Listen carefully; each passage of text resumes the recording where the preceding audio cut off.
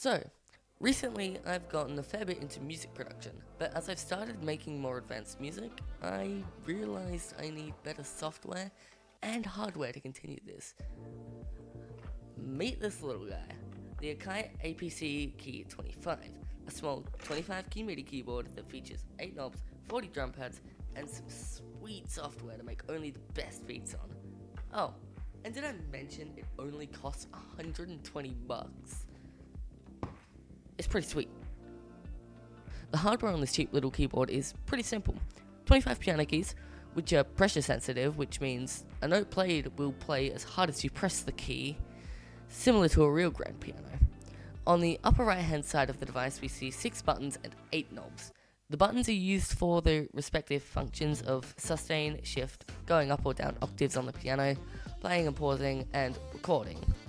Most of them are mainly used for when you're making beats on a computer, as this device actually doesn't have a speaker or battery, so it can't be used standalone. Its primary and only real use is recording beats on a computer, with the software it provides or other software.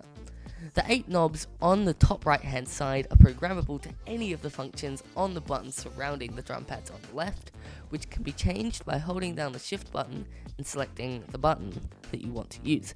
I mainly use this for volume control, but again, it can be programmed to any of them. And they're interchangeable too. Speaking of the drum pads, let's go over them. They're pretty basic. They're not pressure sensitive, unfortunately. That would have been epic there. They're designed for use as a live looper in the software provided. And they do have LED lights in them that change color dependent on the track. You can also have more than 8 tracks enabled by default here by pressing shift and the arrow buttons here. But that's only if you have the full version of the software. It gives you like a light version, which I'll go in more depth in a sec. But yeah, it also just uses a printer cable, nothing fancy. Now to delve into the software. This little keyboard comes with so much software, it's nuts. It gives you a free license to Ableton Live Lite, which is a slightly limited version of music production software that some really big artists use. For example, Deadmau5 and previously Ed Sheeran.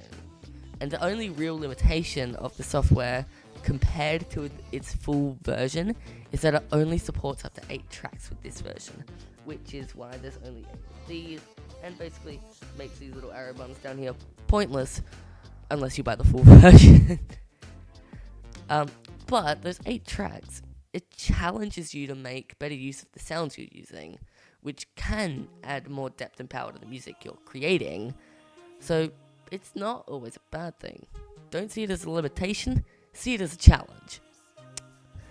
But yeah, Ableton has thousands of samples built right into its software and has many virtual instruments for you to use as well. Also supporting VSTs, which is basically virtual instruments, but the community made them instead of the main dev team. So basically, it's like a Minecraft mod, but for music.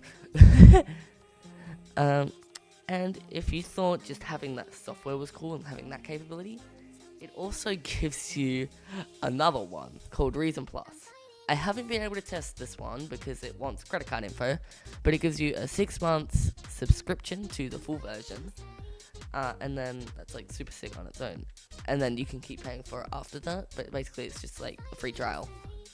But it also supplies you with 3 world-class VSTs, those being Velvet, Mini Grand, and Hybrid 3, which are 2 amazing synthesizers and 1 amazing piano.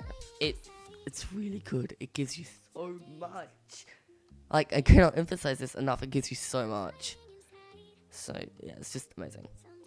So, for the final thoughts, overall, this little piano, it costs $120. It's great bang for the buck.